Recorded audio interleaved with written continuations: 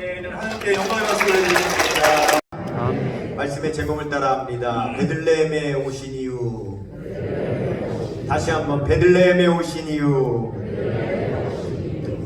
제가 책을 한 권 가지고 나왔는데 이 두꺼운 책, 이 책은 어떤 책이냐면 2018 동계올림픽, 그 동계올림픽이 우리나라에 유치되기 전에 여러 후보 나라들이 있었습니다. 후보 국가들이 있을 때 올림픽 IOC 위원회에서 조사단이 각 나라에 파견이 돼서 실사를 하게 됩니다. 그때에 가장 높은 점수를 얻은 나라가 올림픽을 유치하게 되는 아주 중요한 그런 일이 있었습니다. 그때에 그 IOC 조사단이 우리나라에 들어올 때 2박 3일을 머무는데 그들이 도착을 하여서 다시 돌아갈 때까지 그들을 어떻게 영접하고 그들을 어떻게 접대하여서 그들에게 어떤 감동을 주어 우리나라가 높은 점수를 얻어 올림픽을 유치하게 될 것인가 라고 하는 것을 이제 하기 위하여서 그 위원들을 영접한 그런 2018 평창 동계올림픽 IOC 조사평가단 방문 종합운영 매뉴얼이라고 하는 그런 책입니다. 이 안에 보면 단 2박 3일 동안 머무는 그 조사단원들을 섬기기 위해서 얼마나 자세하고 얼마나 극진하게 그들의 동선 하나하나를 체크해가면서 그들을 섬겼는지 하는 그런 내용들이 여기에 들어있습니다. 이 내용을 볼 때 제가 그 당시에 동계올림픽 유치위원이었기 때문에 제가 이 내용을 같이 살펴볼 때에 여러분, 국가에 오는 귀한 손님을 국빈이라고 하잖아요. 나라가 국빈을 대접할 때, 영접할 때 이렇게 극진하게 하는구나 라고 하는 것을 제가 이 매뉴얼을 통해서 알 수 있었던 그러한 경험이 있습니다. 우리가 삶을 살다 보면 귀한 손님, 귀빈을 영접할 일이 있습니다. 여러분들도 아마 나름대로 여러분들에게 귀한 손님들을 맞이해 본 적이 있을 거예요. 그런 손님을 맞이할 때 여러분 어떻게 합니까? 오래전부터 준비해야지요. 정성으로 준비하고 최고의 것으로 또한 정성을 다하여 그들을 접대해서 그들의 어떻게 하면 마음에 감동을 줄 것인가? 우리가 그렇게 귀빈을 맞이하게 되지 않습니까?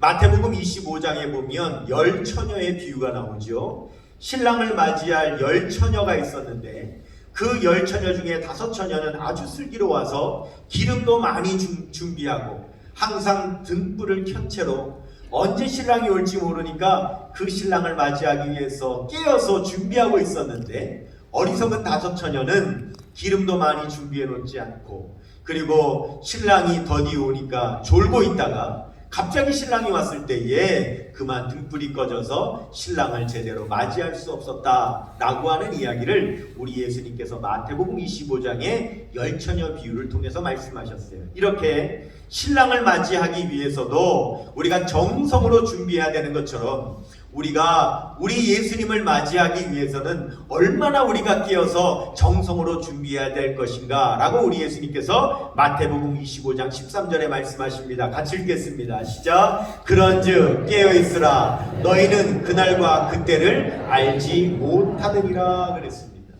여러분, 이 세상에 국빈을 영접할 때에도 이렇게 극진하게 영접을 하거늘 이렇게 극진하게 준비를 하거늘 하물며 온 우주의 만왕의 왕 되시고 존귀하신 예수 그리스도께서 이 땅에 오실 때에 우리가 얼마나 예수 그리스도를 맞이할 준비를 잘 해야 되겠는가 라고 하는 겁니다. 근데 우리 예수님께서는 2000년 전에 먼저 초림을 하셨지요. 우리 예수님께서 2000년 전에 이 땅에 오실 때에 천사들은 우리 예수님을 이 땅에 영접하기 위해서 정말 극진하도록 그렇게 분주하게 준비를 했습니다.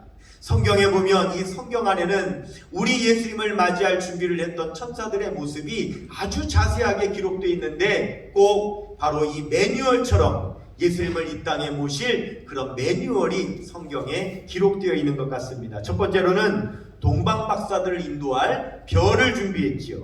마태복음 2장 1절로 2절 말씀 같이 읽겠습니다. 헤로드 왕 때에 예수께서 유대 베들레헴에서 나심에 동방으로부터 박사들이 예루살렘에 이르러 말하되 유대인의 왕으로 나신 이가 어디 계시냐? 우리가 동방에서 그의 별을 보고 그에게 경배하러 왔노라. 예수님을 이 땅에 모시기 위해서 별도 준비했고요. 뿐만 아니라 이 마리아가 예수님을 잉태하게 될 때 놀랄까봐 그에게 미리 천사가 가서 수태고지를 합니다. 누가복음 1장 26절에서 28절 읽겠습니다. 여섯째 달에 천사 가브리엘이 하나님의 보내심을 받아 갈릴리 나사렛이란 동네에 가서 다윗의 자손 요셉이라는 사람과 약혼한 처녀에게 이르니 그 처녀의 이름은 마리아는 있을지 몰라요. 세상에 잔치는 있을지 몰라요. 그런데 정말 경건하게, 정말 거룩하게 우리 하나님 앞에 예배하는 그 예배는 없었습니다. 우리 예수님께서는 예배 받으시기 위해서, 영적 예배를 받으시기 위해서 우리 예수님께서는 베들레헴에서 태어나셨어요. 그러니까 동방 박사들로부터 예물을 받으시고, 천사들로부터 찬양을 받으셨고, 그 다음에 목자들로부터 경배를 받으신 거죠.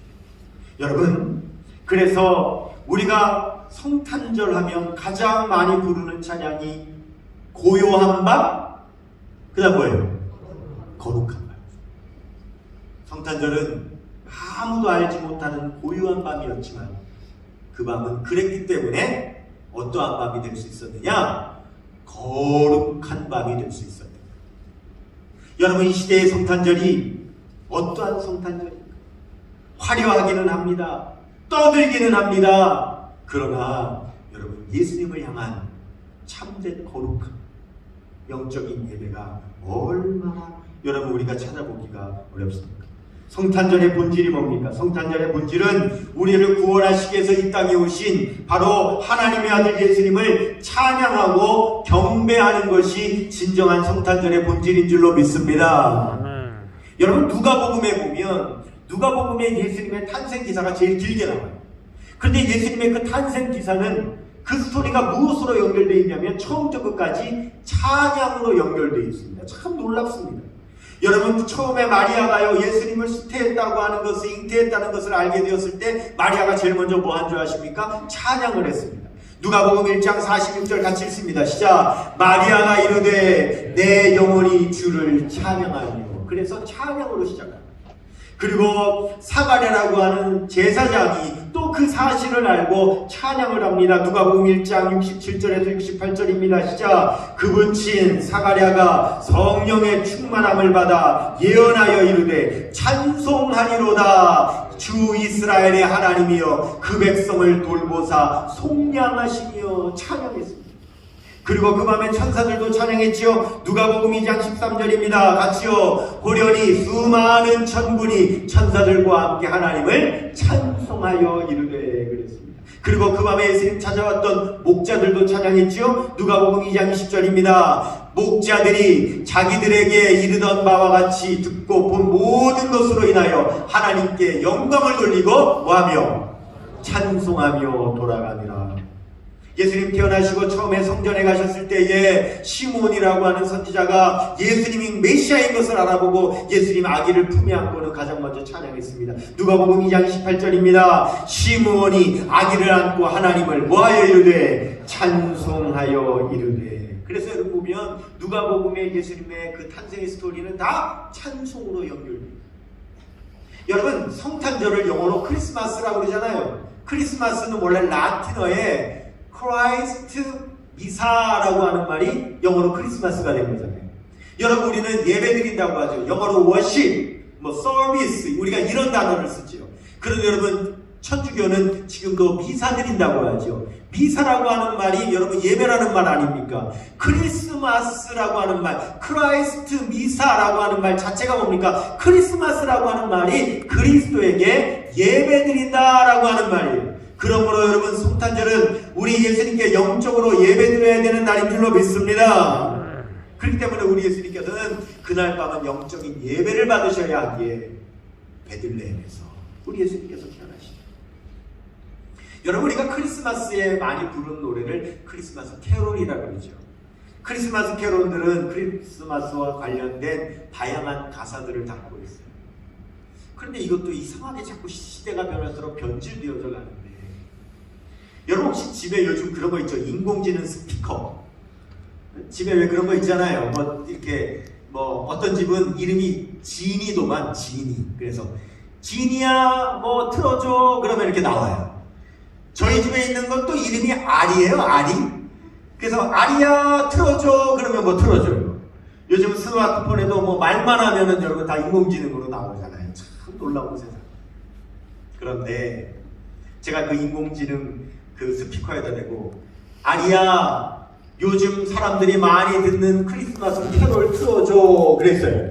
그랬더니 이 아리가 빅데이터를 수집해가지고 요즘 사람들이 많이 듣는 그 젊은 사람들이 많이 듣는 크리스마스 캐롤을 찾아가지고 틀어주는데 제가 듣고 깜짝 놀랐어요.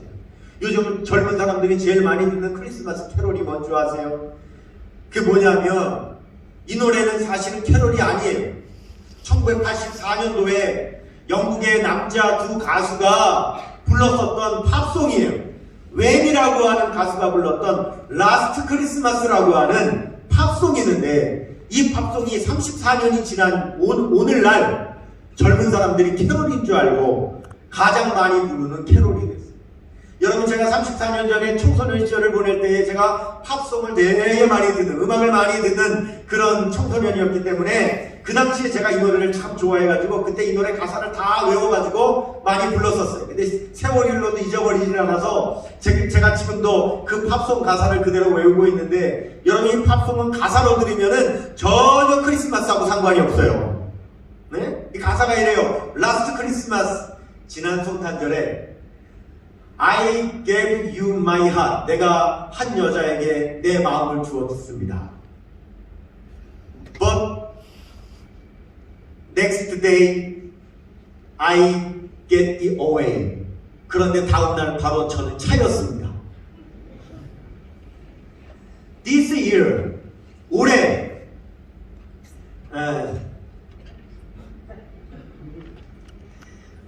왜냐하면 이게 노래가 부르는 거라 Last Christmas I gave you my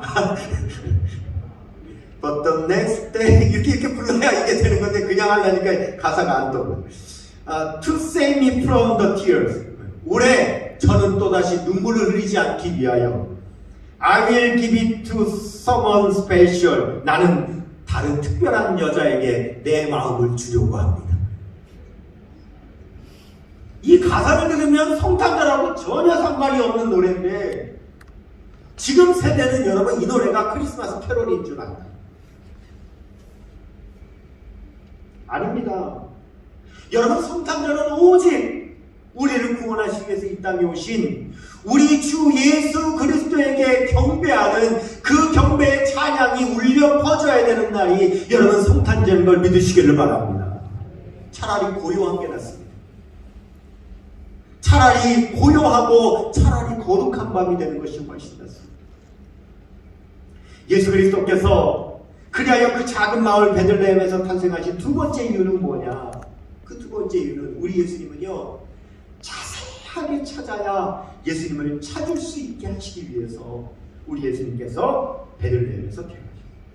여러분 처음에 동방 박사들이 별을 보고 이스라엘까지는 왔잖아요. 그런데 여러분 세세하게 예수님이 어디서 태어나시는지 하늘의 별을 보고 찾을 수는 없다고. 그 처음에 어디로 갔습니까? 당연히 예루살렘 제일 큰 대도시 수도 예루살렘. 거기서도 여러분 제일 큰 왕궁으로 갔습니다. 거기서 메시아가 태어나셨느냐고 물었습니다. 그때에 성경학자들이 성경 예언된 한 구절을 통해서 우리 예수님께서 베들레헴에서 태어나셨다라고 말해줬죠. 그 말씀이 바로 여러분 미가서의 예언의 말씀이었죠. 성경학자들이 동방박사들에게 이렇게 말하지요. 마태복음 2장 5절에서 6절입니다. 시작. 이르되 유대 베들레헴이오니 이는 선지자로 이렇게 기록된 바 또 유대 땅 베들레헴아 너는 유대 고을 중에서 가장 작지 아니하도다. 내게서 한 다스리는 자가 나와서 내 백성 이스라엘의 목자가 되리라 하였음이니이다. 미가서라고 하는 예언서에 메시아가 베들레헴에서 난다고 예언되어 있습니다. 그렇게 읽어요. 그래서 동방 박사들이 베들레헴으로 갈 수 있었던 것이죠. 여러분이 성경학자들이 찾아낸 바로 그 예수님께서 탄생하시는 그 예언의 말씀이 바로 오늘 우리가 읽은 미가서 5장 2절의 말씀이죠. 자, 우리 미가서 5장 2절 같이 읽겠습니다. 시작. 베들레헴 에브라다야, 너는 유다 족속 중에 작을지라도 이스라엘을 다스릴 자가 내게로 나올 것이라. 그의 근본은 상고에 영원에 있느니라. 여러분, 이 한 구절의 말씀이 없었다면 어떻게 됐을까요? 예수님께서 베들레헴에서 태어나셨다는 사실을 아무도 알 수 없었겠죠. 그러나 이 한 구절이 있기 때문에 우리 예수님께서 베들레헴에서 탄생하셨다는 것을 알 수 있게 됩니다. 이 말씀이 미가서에 있어요. 저는 이 미가서를 읽을 때마다 참 웃음이 나와요. 왜 그러냐면 여러분, 이 미가서는요 7장밖에 안 되는 작은 예언서예요. 그리고 성경 이 가운데 들어가 있기 때문에 미가서는 찾기도 쉽지 않습니다. 그리고 이 미가서에는 우리가 알고 있는 우리가 유명한 성경 구절도 없어요. 그래서 우리 미가서 잘 읽지도 않는 말씀이 미가서입니다. 근데 여러분, 이 미가서에는 바로 이 한 구절, 우리 예수님께서 탄생하실 베들레헴에 대한 예언의 말씀이 들어있는 그 미가서죠. 저는 이 미가서를 볼 때마다 이 미자가 참, 미가서도 작은 책이고 베들레헴도 작은 곳이고 이 미가라고 하는 선지자 이름이 히브리어인데도 한자로 봐도 어쩌면 그렇게 비슷한가 그런 생각을 할 때가 있어요. 여러분, 미자가요 신기하게요 아름다울 미자 빼고는 다 작을 때 쓰여지는 글자가 미자입니다. 여러분, 작을 미자가 있죠. 작을 미자, 미세하다 그럴 때 우리가 미자를 쓰죠. 그 다음에 여러분, 쌀을 뭐라고 해요? 미라고 그러죠. 쌀알도 작잖아요. 또 미라고 그럽니다. 여러분, 꼬리가 작잖아요. 꼬리를 또 미자를 쓰죠. 꼬리 미자를 쓰죠. 어두 1미? 어두 6미? 그죠? 어두 6미. 그래서 꼬리가 작다. 이게 그렇게 사용합니다. 여러분 보십시오. 그런데 이 알려지지도 않고 내용도 작은 이 미가서, 근데 여러분 이 미가서를요 자세하게 읽어보면, 미가서 성경을요 자세하게 읽어보면 이 안에서 얼마나 무궁무진한 하나님의 은혜가 묵상되고 깨달아지는지 제가 여러분에게 잘 보여드리지 않는데, 제가 늘 보는 제 성경책에 제가 이 미가서를 읽고 나서 제가 묵상한 그걸 잠깐 보여드리면은요, 보시면은 이 미가서를 제가 읽고 묵상하는데 얼마나 무궁무진한 그 깨달음이 오는지 기록할 나태주라고 하는 이런 시를 썼어요. 풀꽃이라고 하는 시를 썼습니다. 여러분 한번 따라가 보겠습니다. 자세히 보아야 예쁘다. 오래 보아야 사랑스럽다. 너도 그렇다. 이게 풀꽃. 자세히 보아야 아름답다. 예쁘다. 오래 보아야 사랑스럽다. 너도 그렇다. 여러분 옆에 있는 분한테 그렇게 얘기해주세요. 당신도 그렇다. 여러분, 우리 가족들, 여러분 옆에 있는 사람들 자세하게 보세요. 아름다워요. 오래 보세요. 사랑스러워요. 나도 그렇다.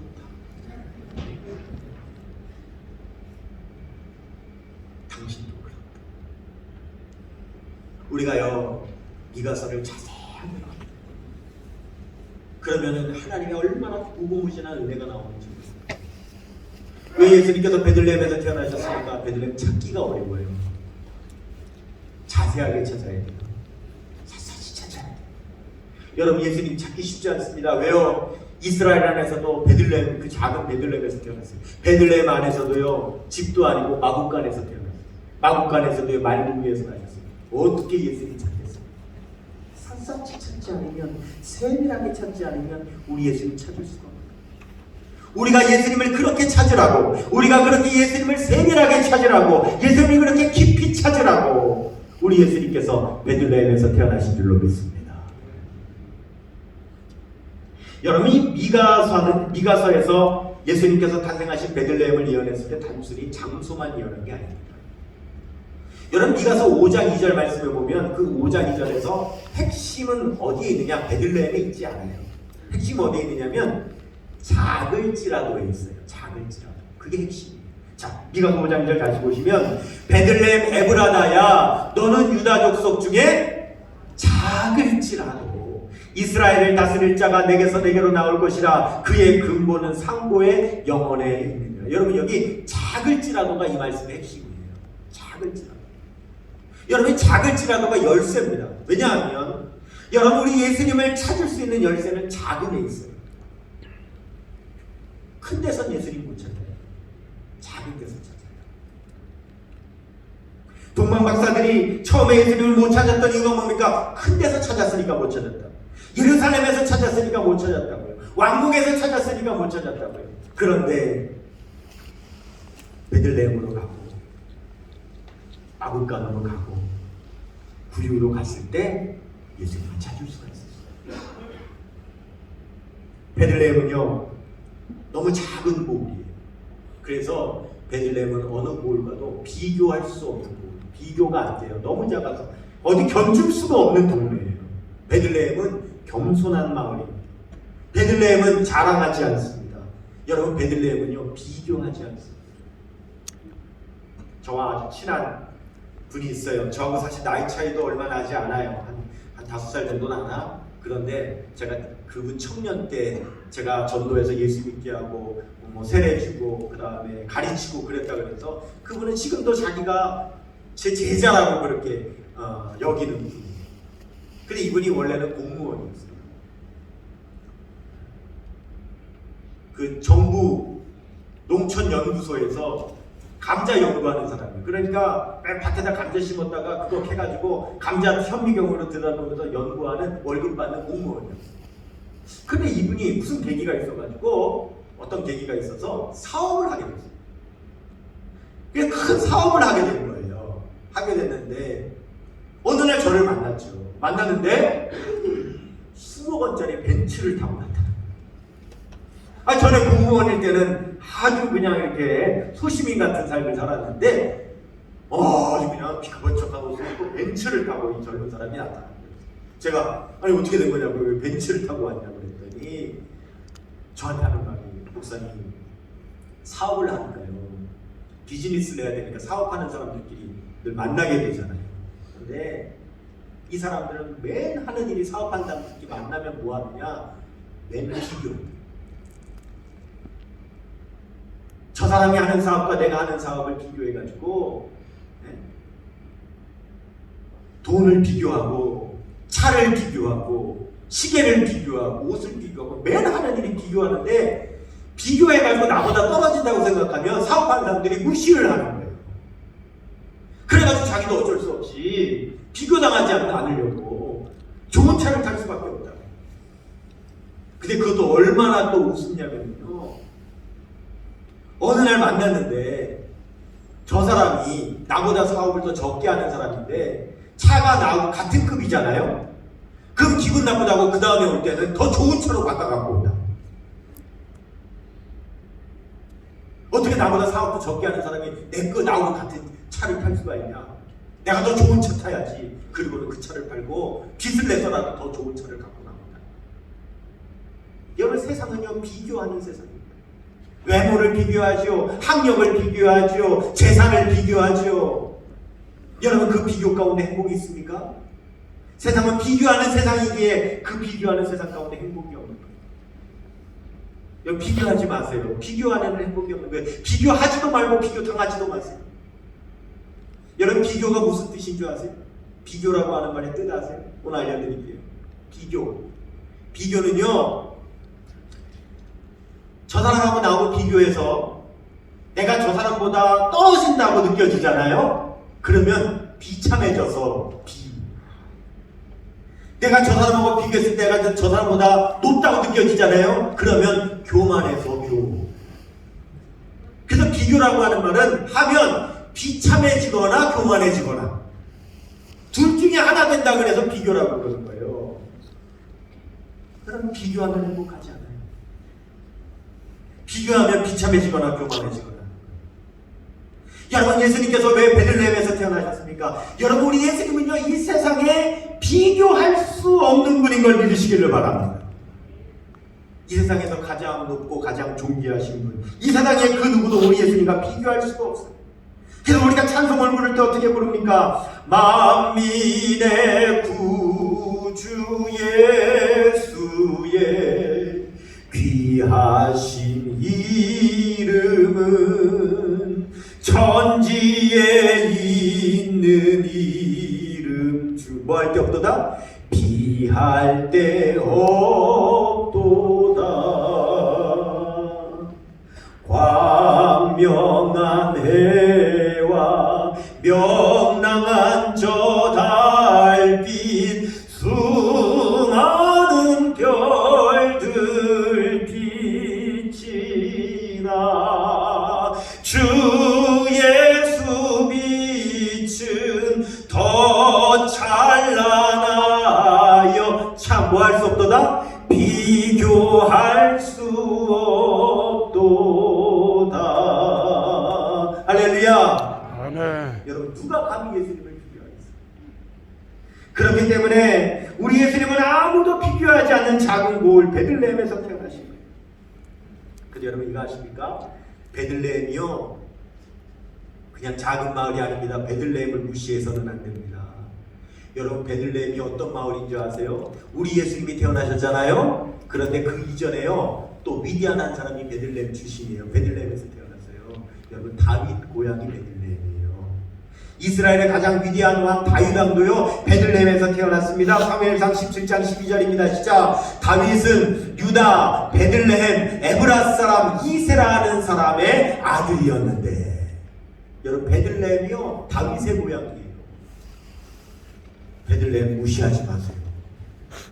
베들레헴이 얼마나 대단한, 비록 작을지라도 거기에서 여러분 위대한 메시아가 태어났고 위대한 왕이 태어난 곳이 여러분 베들레헴.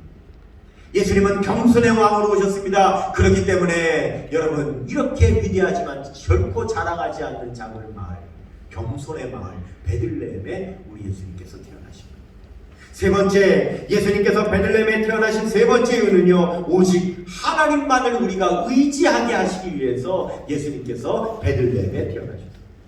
오늘 본문 말씀 미가서 5장 4절은요 예수님께서 베들레헴에서 태어나실 것을 예언하면서 그것을 이렇게 해석을 하고 합니다. 왜 예수님께서 베들레헴에서 태어나시느냐? 미가서 5장 4절 읽겠습니다. 시작. 그가 여호와의 능력과 그의 하나님 여호와의 이름의 위엄을 의지하고 서서 목축하니 그들이 거주할 것이라. 이제 그가 창대하여 땅끝까지 미치리라. 예수님께서 베들레헴에서 태어나신 이유는 하나님만을 의지하시기 위해서 베들레헴에 가셨다는 거예요. 5장 7절도 보겠습니다. 미가서 5장 7절입니다. 시작. 야곱의 남은 자는 많은 백성 가운데 있으리니 그들은 여호와께로부터 내리는 이슬 같고 풀 위에 내리는 단비 같아서.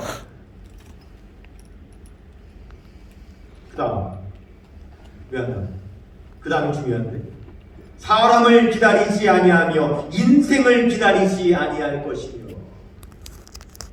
그거 꼭 넣으셔야 돼요. 그 다음 미가서 5장 7절 빠트린 9절 써두셔야 됩니다.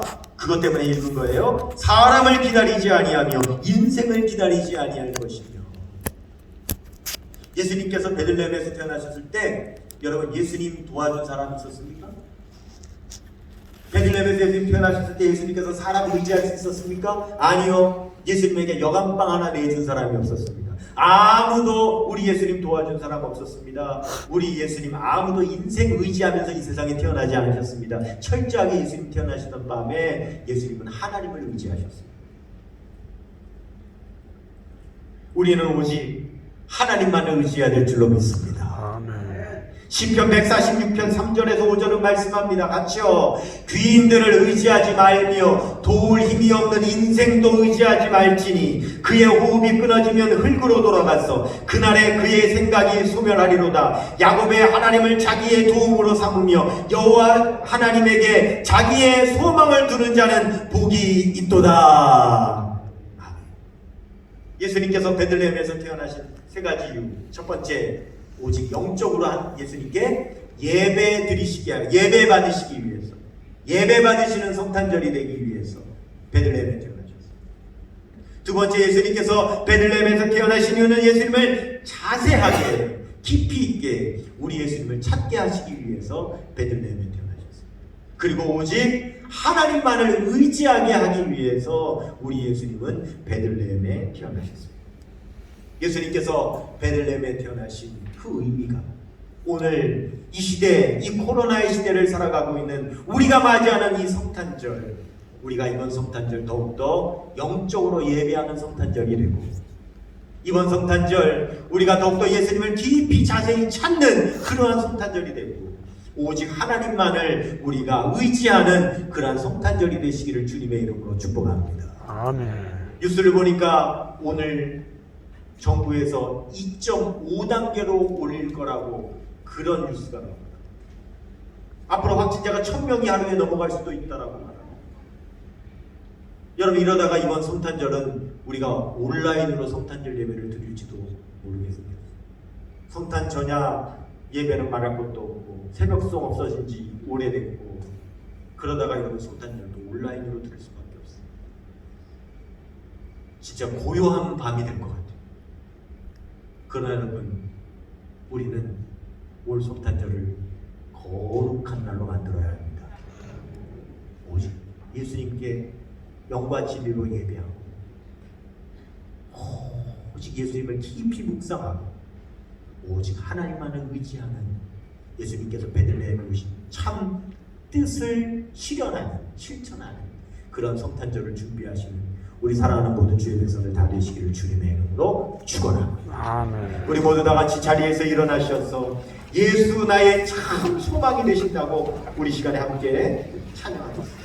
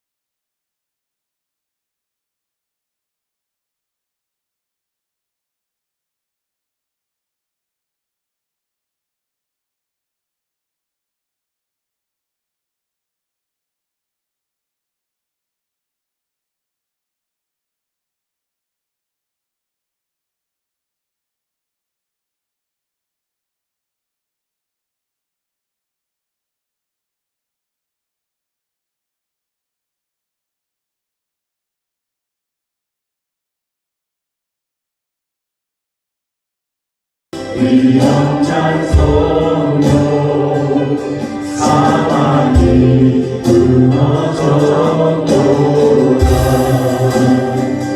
이 세상은 무덤이 덩이 우리를 주장할 수 없네. 유다의 사자 위엄찬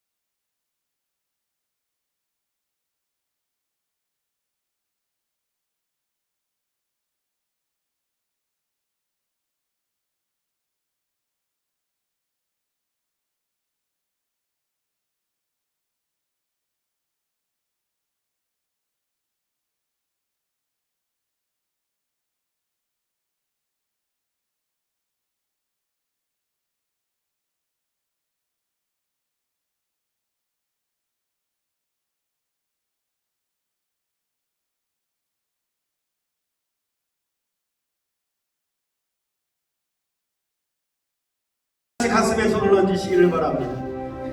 몸이 아픈 분들은 아픈 부위에 손을 얹으시기를 바랍니다. 예수님은 더 작은 곳에서 찾기 쉽습니다. 우리가 건강할 때보다 아플 때 예수님 더 찾기가 쉽습니다. 우리가 부유할 때보다 가난할 때도 예수님 찾기 쉽습니다. 우리가 즐길 때보다 우리가 외로울 때 더 예수님은 더 가까이 우리에게 다가오십니다. 여러분의 마음에 소원이 있습니까? 그곳에 예수님이 계십니다. 아픈 부위가 있습니까? 그곳에 예수님이 계십니다. 우리를 위로하십니다. 우리를 어루만지십니다. 제가 선포하겠습니다. 나사렛 예수 그리스도 우리 주님의 이름으로 명하노니 소원이 있어 가슴에 손을 얹은 성도들마다 그 소원의 항구로 인도될지어다. 그 기도마다 응답받을지어다. 아픈 부위에 손을 얹은 성도들마다 나사렛 예수 그리스도 우리 주님의 이름으로 명하노니 그 아픈 부위는 치유될지어다. 그 심령의 상처는 위로받을지어다. 생을 얻게 될지어다. 지금은 베들레헴에서 태어나신 우리 구주 예수 그리스도의 은혜와 독생자 예수 그리스도를 베들레헴으로 보내주신 하나님 아버지의 극진하신 사랑하심과 우리를 예수님을 찾도록 베들레헴으로 인도하여 주시는 성령님의 감화감동 인도 교통하심의 역사가 이제 예수님께서 베들레헴에서 태어나신 이후 온전히 우리 예수님께 경배하게 하시기 위하여 또 우리 예수님 깊이 묵상하고 찾기 위하여 그리고 오직 하나님만을 의지하기 위하여 베들레헴에서 오신 이유를 깨닫고 우리도 온전히 그 이유로 살아가는 하나님의 백성 되기를 원하는 주의 백성들의 삶과 가정과 일터와 몸된 교회 위에 이제부터 영원토록 함께 하시기를 간절히 축원하옵나이다. 아멘.